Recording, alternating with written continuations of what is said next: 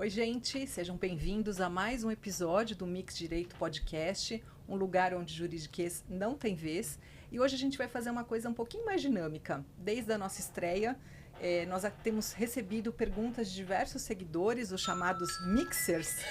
E aí a gente tem a intenção de fazer um episódio bastante dinâmico, com perguntas e respostas bem rápidas, para que a gente possa abranger o maior número de temas.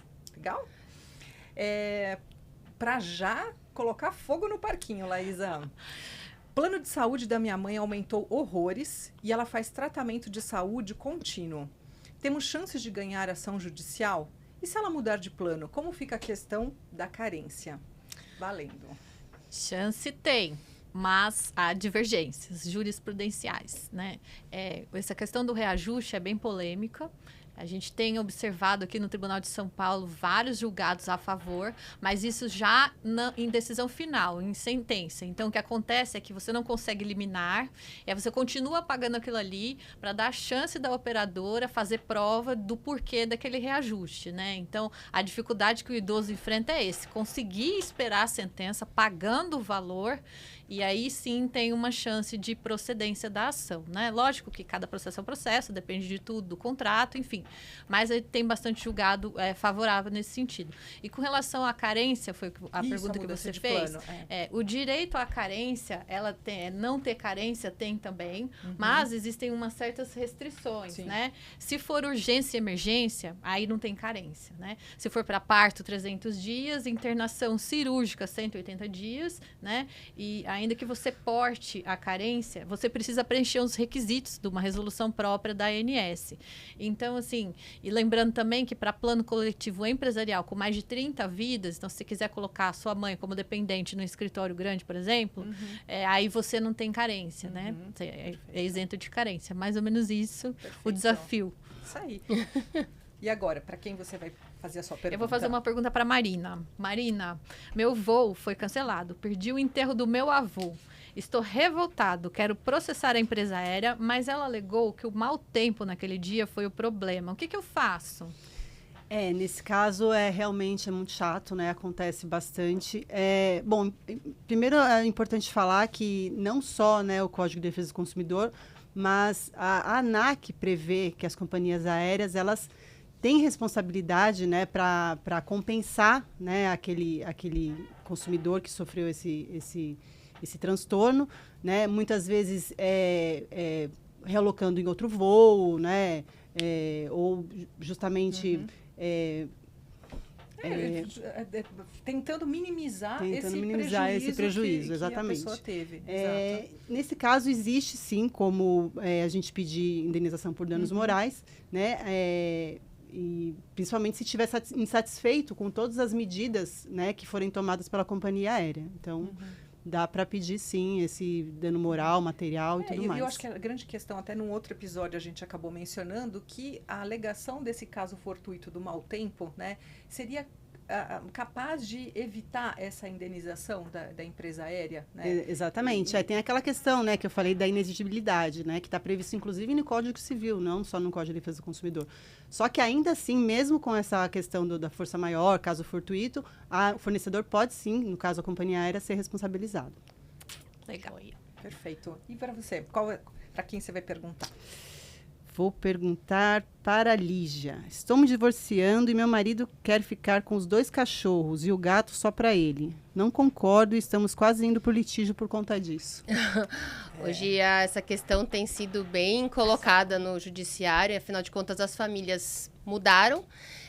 Hoje uma família não é só pai, mãe, filho, hoje pode ser pai, mãe e pets. Sim. Então existe uma discussão em torno de guarda de pet, e inclusive de pensão alimentícia de pet.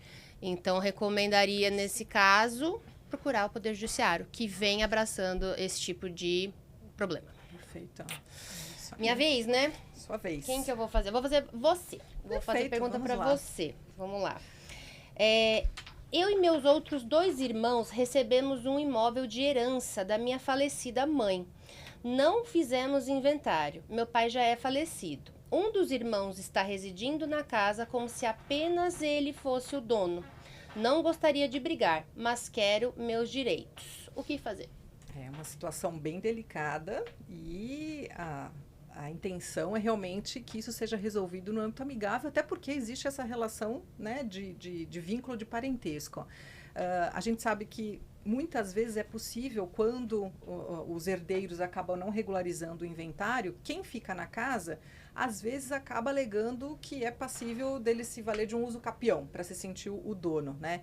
Existem outras alternativas, evidentemente, a depender do caso, e eu não sei se é essa a situação, né, do nosso mixer, para que... Maravilhoso, Os nossos mixer. seguidores curtam, sigam e compartilhem. Que se esse imóvel não precisasse ficar em condomínio. O que é isso? Que todos sejam donos do mesmo imóvel. Mas pode ser que seja apenas um único bem. Então, se houver essa situação de ser um único bem, tenta, eventualmente, quem está na casa, pagar um aluguel para quem não está residindo lá. A depender da situação também, a pessoa pode querer comprar a parte ideal, o pedacinho da casa, né? E ficar 100% dono, né? Mas tudo vai depender da situação. A recomendação, sim, é que isso seja resolvido, porque prevenir, a gente sabe que é melhor do que remediar, ok?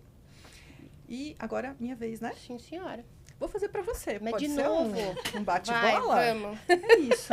Lígia, por que o trâmite da adoção é tão demorado? E quais são as etapas até chegar na adoção final? Bom, é uma pergunta cuja resposta é bem complexa. Vou, em linhas gerais, dizer o seguinte. Existem muitas e muitas crianças a serem adotadas, mas as exigências das pessoas que querem adotar são tantas, e por isso que até chegar, né, casar com a exigência e com a criança que está ali disponível, acaba que demora. Hoje em dia, a questão da idade influencia, a questão de irmãos, ou se tem saúde, problemas de saúde, enfim. Mas pensando, assim, efetivamente no início do processo, para se dar aí o start, né, para se iniciar, mesmo sabendo da demora, precisa de um processo de habilitação. Isso é feito... Podem até acessar o site do Tribunal de Justiça, enfim, a gente pode até deixar depois nos comentários, e é fixado esse site, que ali tem todos os requisitos, como é que é o procedimento, porque faz a habilitação, passa por um estudo psicossocial para analisar, né, as condições da família, o seu companheiro, sua companheira, o seu marido ou a esposa. E aí faz a análise de todos esses requisitos e a pessoa ou a família fica habilitada a adotar. Então, basicamente, a demora é por conta de tantas circunstâncias, né, que existem aí para seguir o procedimento correto e legal a se adotar para que tudo fique regularizado. Afinal de contas, para adotar uma criança de forma que a documentação fique correta, precisa passar por esse procedimento, não é só pegar e começar a criar, né? E isso a gente sabe que existe, a gente chama até de adoção à brasileira, mas o correto do correto é seguir os procedimentos legais. E existe a possibilidade de ter um período de permanência provisória para saber se existe uma adaptação? Durante quando há essa, não é eleição, mas a escolha dessa criança para essa família escolhida, há um período de adaptação. Né? Então, esse período de convivência é provisório justamente para entender se aquilo, né, vai funcionar, como é que eles vão se conhecer, se vão se adaptar. Então, isso existe, sim. Sim, perfeito. Certo? Maravilha. Sua vez? Vamos para a Laísa. Meu consultório dentário ainda não está adequado nesta lei de proteção de dados. Corro algum risco ou esta lei não vai me pegar?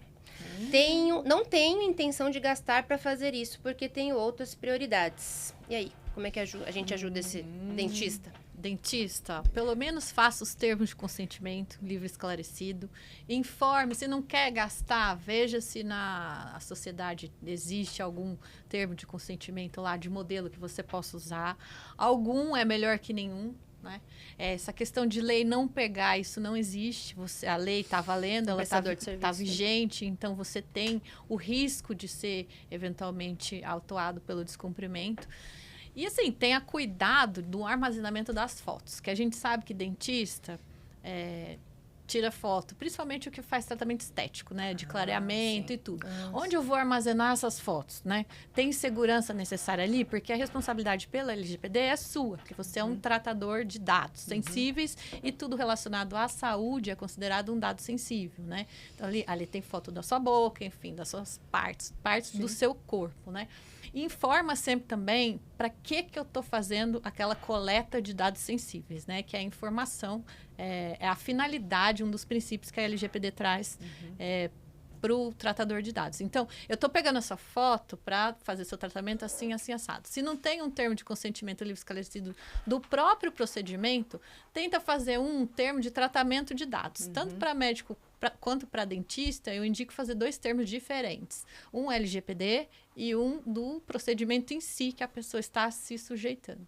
Então, acho que o mínimo é você informar a finalidade, para que você está coletando aqueles dados e tentar ter um termo. Se não tem um termo, explica para o seu paciente o que você está fazendo, para que você está fazendo e onde você vai usar, onde você vai armazenar. Eu sei que na prática isso é difícil, né? O ideal é que você tenha uma assistente do lado como testemunha, né? Para depois ter alguém para provar que você combinou aquilo, né?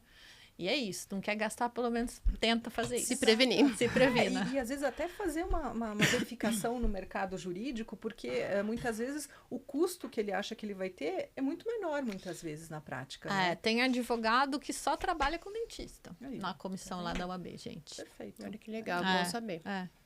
Sua vez lá. A minha eu vou fazer para você, o de lá. Ok, vamos lá.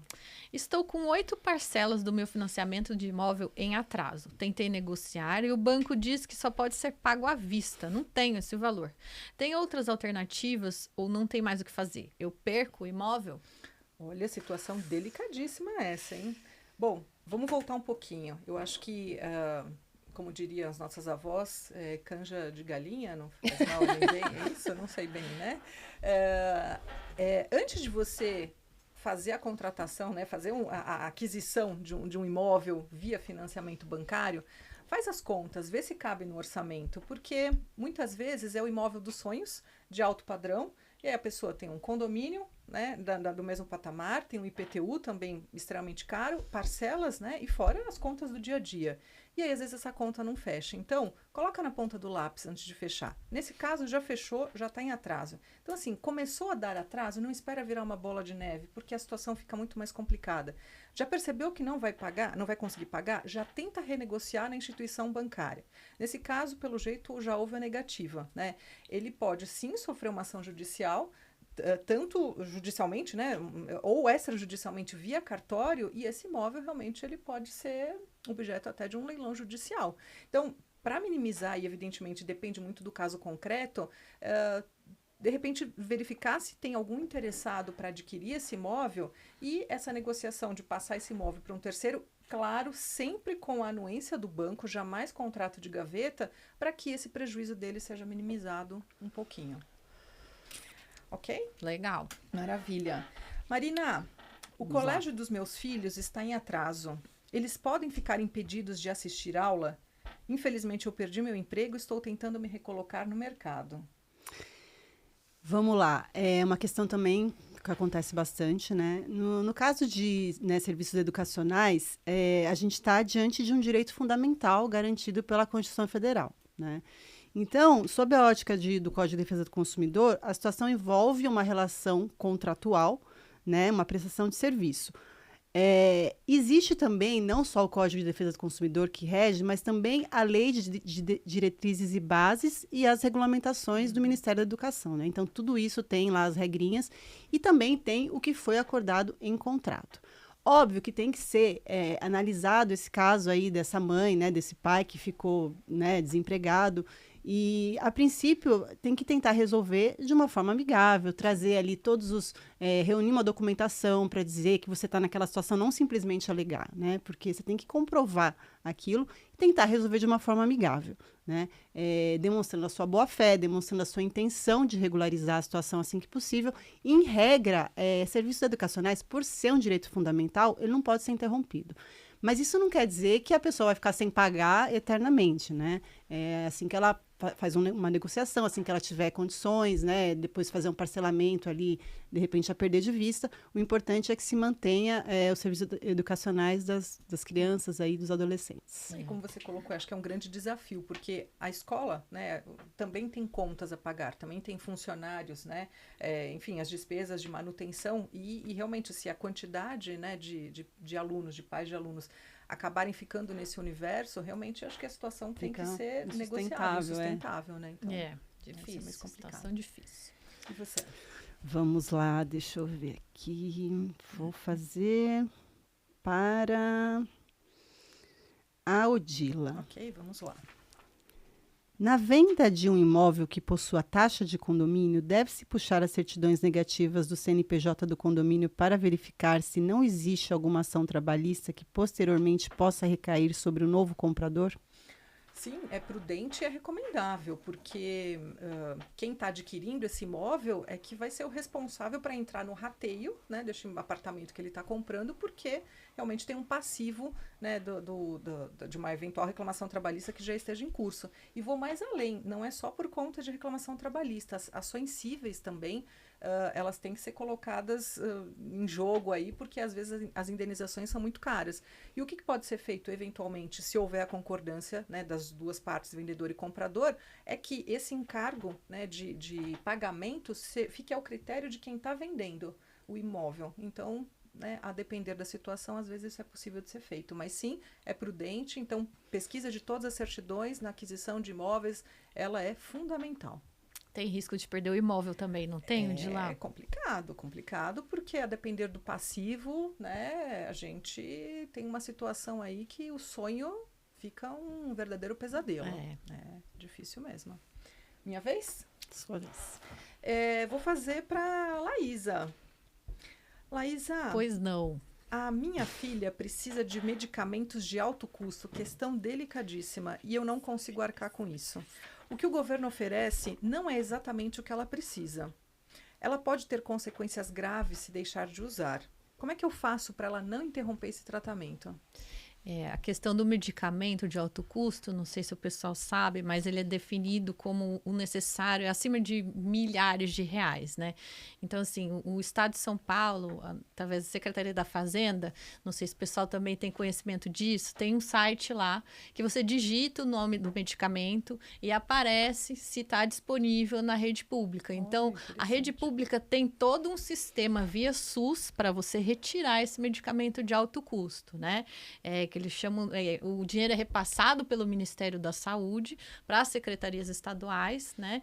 E pela atenção secundária, que não é a primária, então assim, não é do AMA que você vai pegar, você tem que entrar nesse site da Secretaria da Saúde, né? Tem alguns documentos que você precisa, receita médica, pedido médico, RG, enfim, tem que ser maior de 18 anos para retirar. E desde que exija essa comprovação. Agora, se isso não está ali naquele rol de medicamentos que está previsto, aí a gente tem uma lei federal também, né, que é aquela lei famosa do rol exemplificativo, mas que também traz alguns critérios para você pleitear judicialmente o medicamento de alto custo, né, seja para plano de saúde ou para a União. A gente tem também um julgamento em andamento no STF sobre essa questão de medicamentos de alto custo. Então, assim, hoje você consegue retirando no SUS, né, desde que esteja ali possível a retirada, você pode pleitear judicialmente, preenchendo esses requisitos da lei federal, né, que basicamente esteja registrado na Anvisa e que tenha a indicação médica ali para você pleitear, e tem outras questões lá também. E, infelizmente, a situação é essa. Não são tantos... lógico, se você pegar um universo de todos os pacientes que são tratados com medicamentos de não alto custo, uso de alto custo, obviamente é menor.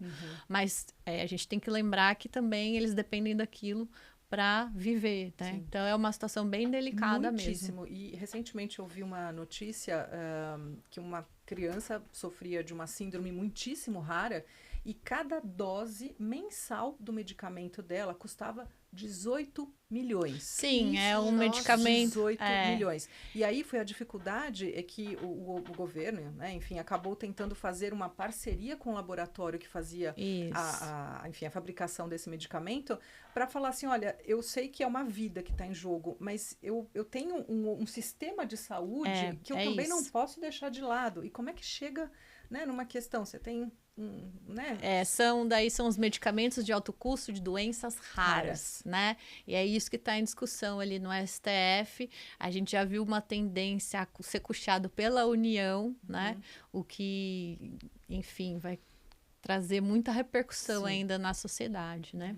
Mas existem esses medicamentos, sim, e a justificativa da indústria é que isso demora para desenvolver, tem toda uma pesquisa, Justamente enfim, pela raridade né? da doença. Mas é aquilo, gente, no macro, se você analisar, né, um universo SUS, esse valor, se fosse dividido ali, alocado às verbas públicas, ia ter uma destinação para muito mais gente. Agora, se você pensar no micro, que é um filho seu, é um dilema bioético até, né? Nossa, É uma questão... meu Deus. É Nem uma fale. perguntinha bem espinhosa que fizeram para mim. Terrível. Mas tá bom, Vamos eu lá. tentei ser sucinta aí, Não, é foi sempre Não, esclarecedora, certeza. o que eu extremamente. achei legal trazer foi isso, que eu dei uma A pesquisada. informação do site é importante. Do site da Secretaria da Fazenda é bem feito.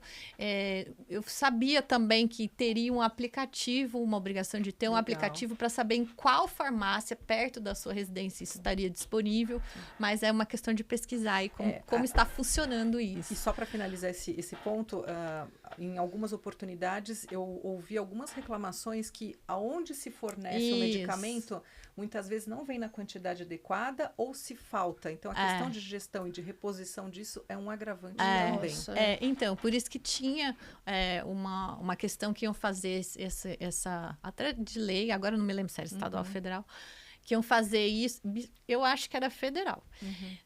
Essa obrigatoriedade da informação de onde Perfeito. estaria perto da sua residência disponível esse medicamento, desde que você já tivesse cadastrado para receber, né? Perfeito. Mas é bem... Isso aí. Mas eu acho que, de maneira geral, funciona bem. Assim, se você pegar o universo de quem recebe medicamento, né, de quem precisa.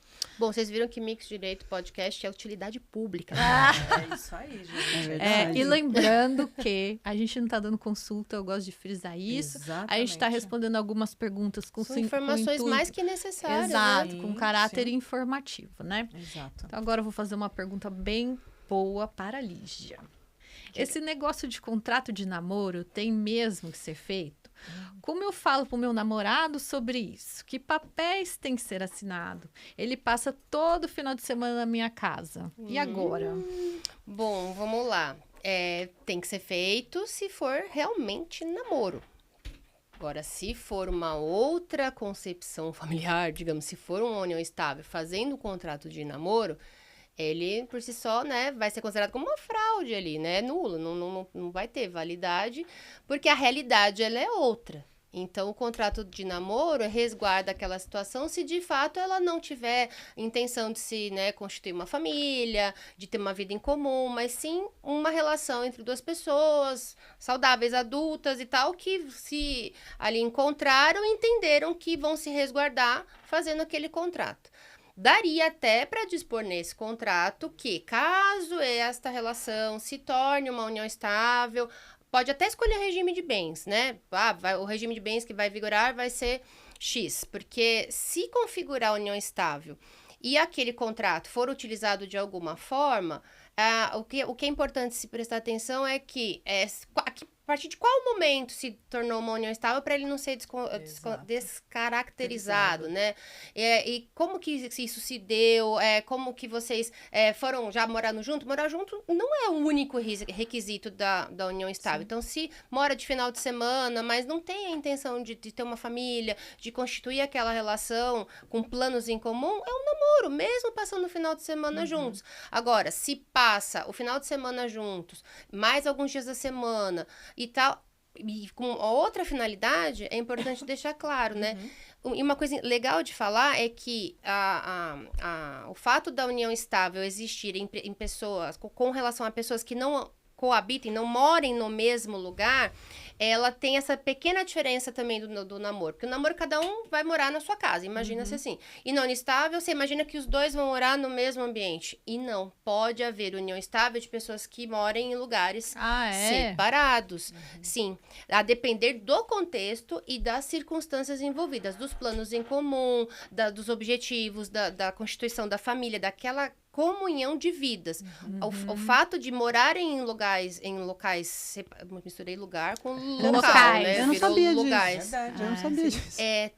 Tem isso, porque pode ser uma opção de vida No relacionamento. mas tá ali junto, faz planos, inclusive assim, de compram coisas em comum juntos e tal, e aquela comunhão, ela só tem essa diferenciação. Ao mesmo tempo, se você pensar que existe separação de corpos de pessoas que moram no mesmo lugar, podem dormir separadamente, então já existe uma separação ali de fato que eles não comungam da vida. Então, o direito de família é dinâmico, cheio de circunstâncias diferenciadas, mas no caso de namoro, faça contrato se de fato for namoro. Perfeito. A gente tenta se ater à pergunta e a gente se empolga, né, pessoal? Porque a gente é empolgada. Bom, Marina, você tá na minha mira. Vamos lá. Perdi meu comércio na enchente do Rio Grande do Sul e não consegui pagar meus fornecedores. Eles estão ameaçando me processar para que eu salde a dívida. Estou tendo dificuldade para comprar comida, quanto mais para pagá-los. Como posso proceder? Eu sempre fui um bom pagador. Bom, para começar, muita tristeza, né, nesse evento que a gente não está mais sendo noticiado, mas a gente sabe que ainda eles estão numa luta, né, gigantesca lá, né? Estão tendo que reconstruir tudo. Bom, nesse caso é o seguinte, a gente está aí diante de uma situação de força maior, né?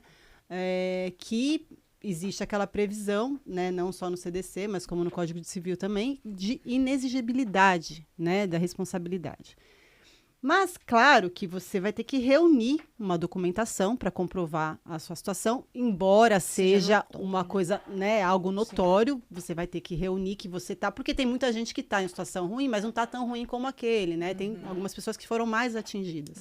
Então, e de fato, precisa reunir uma documentação, comunicar formalmente, né, através de diversas documentações que você pode ter essa formalização, para tentar negociar um acordo, demonstrando a sua boa-fé e a sua intenção de voltar a ficar ali adimplente, né? Principalmente considerando que você sempre foi um bom pagador. Isso tem que ser levado em consideração pelos seus fornecedores, né? O histórico. E, assim, aí você, né?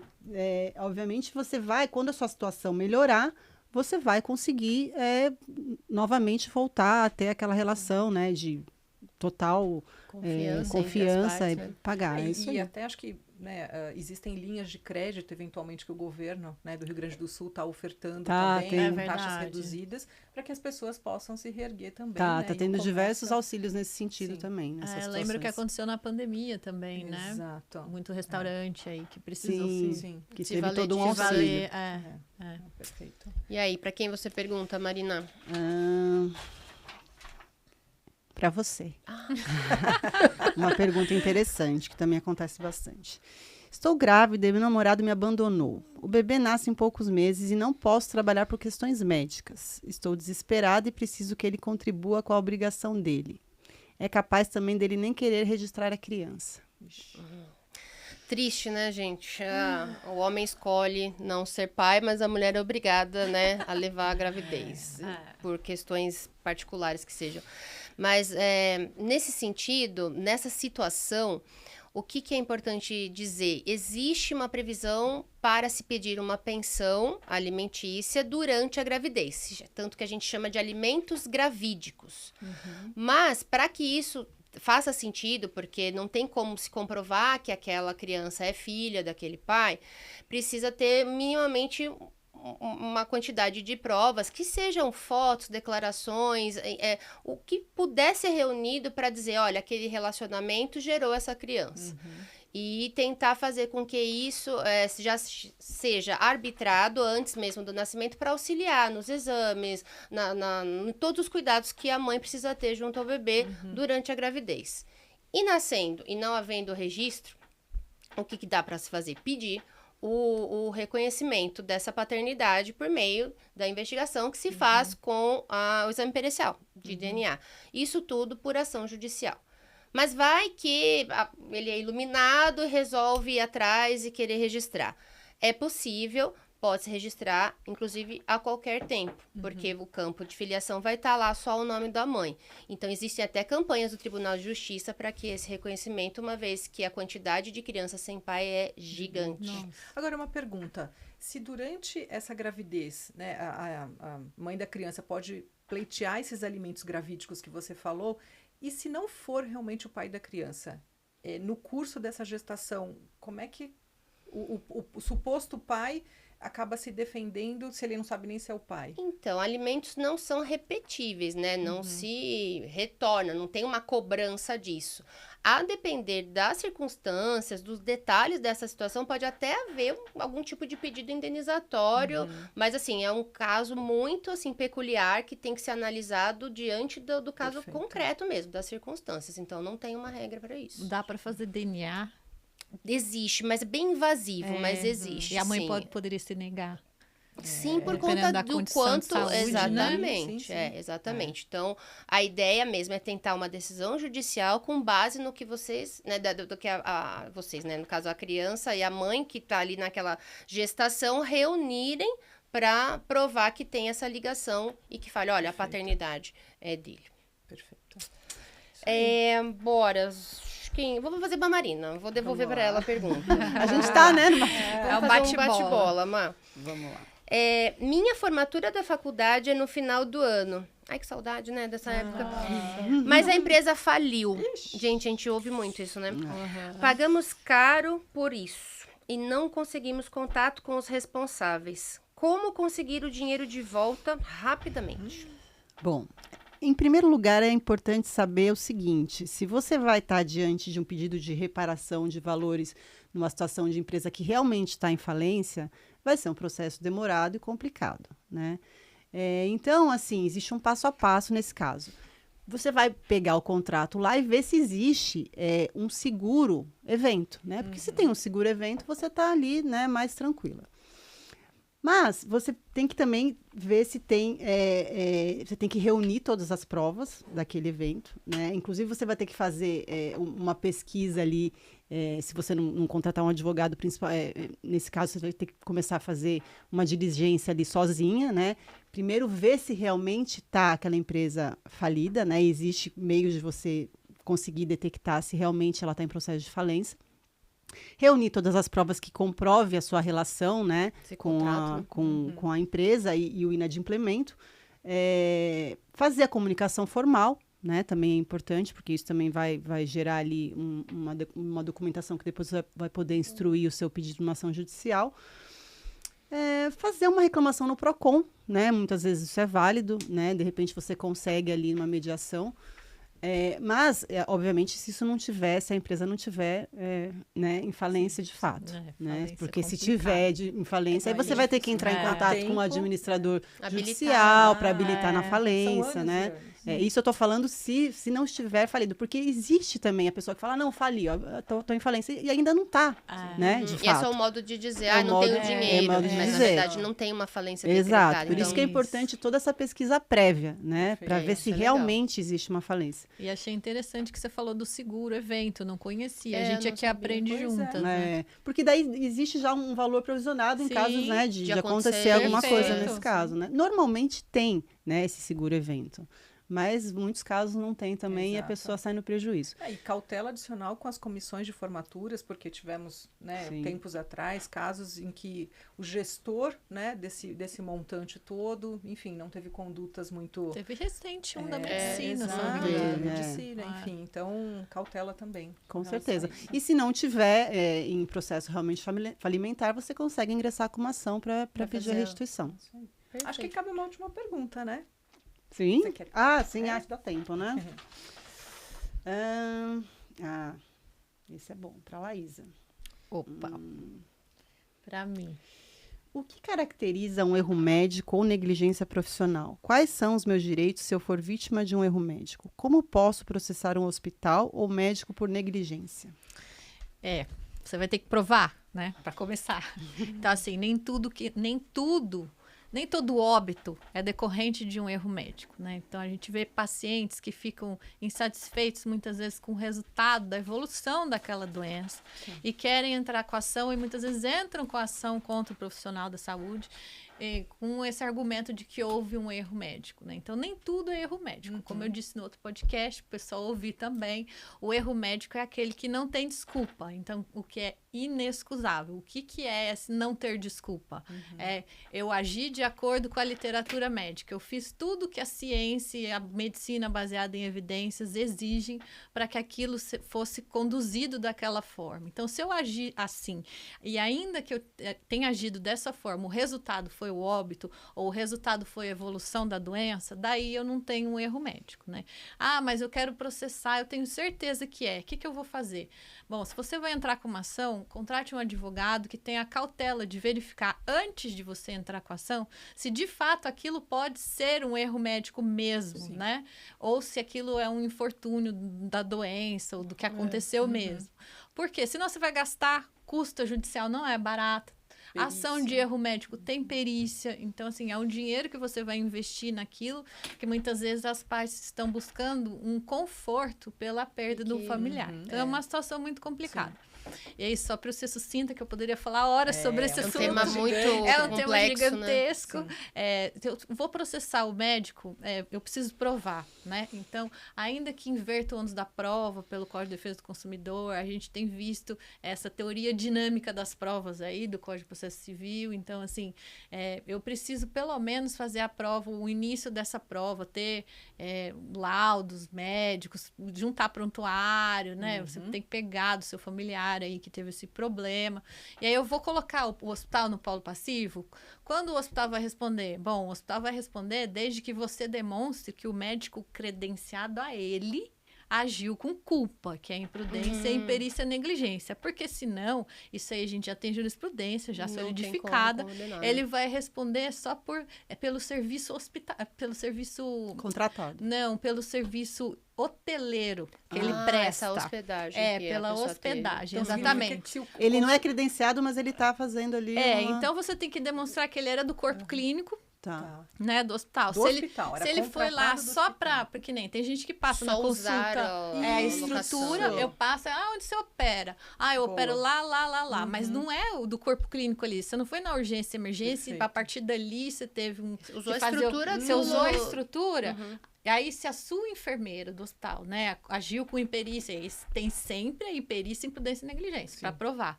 Do seu preposto, a gente volta para o Código Civil, né, aquela responsabilidade do preposto, né, do representante. Aí sim o hospital responde. Agora, se ele não teve nada a ver com isso, se ele só instalou e colocou ali o paciente foi super bem atendido. E por que eu falo isso? Porque muita gente coloca o hospital e perde a ação e depois tem que pagar o advogado do hospital. Entendeu? Então, assim, cuidado com isso, porque não é sempre que o hospital vai responder. E o mesmo vale para as clínicas também, né? Que tem alguns procedimentos que são feitos em consultório ou em clínicas, né? Dependendo da complexidade. Essa questão da imperícia, negligência, imprudência, ela tem que ter caracterizado os três? Não. Porque lembra o que a gente falou também no outro podcast? A gente precisa provar o ato, né? A culpa, qualquer uma delas. Por ação ou omissão, né? Que o Código Civil fala. Então, essa ação pode ser uma ação imperita, que é não agir de acordo com a literatura. E um pouco confusa aí com o erro inexcusável, mas é como se fosse uma analogia da mesma coisa, assim, para o pessoal entender. Imprudente, não tomei os cuidados necessários, ou negligente, deixei de fazer algo que eu tinha o dever de saber, né? E não é deixei de cobrir o paciente no leito. Isso não é o dever de cuidado. É o que ele tem como obrigação profissional fazer, né? Então, assim, tem toda uma gama de coisas pra gente discutir. É um tema muito grande, né? Acho que é isso, né, gente? Tem acho que rende mais um episódio, se a gente... Mandem mais perguntas e a gente faz um outro episódio. E a gente se compromete das perguntas que não tivemos tempo de responder, né, numa próxima oportunidade, nas nossas redes também. Eu acho que hoje nós fizemos jus ao nome, que realmente foi um mix de informações, né, de uma forma bastante transparente, bastante direta, né, sem o nosso juridiquês. E é isso. Então, até a próxima. Compartilhem, curtam Isso aí. É Tchau, isso aí. gente. Tchau, Tchau, tchau.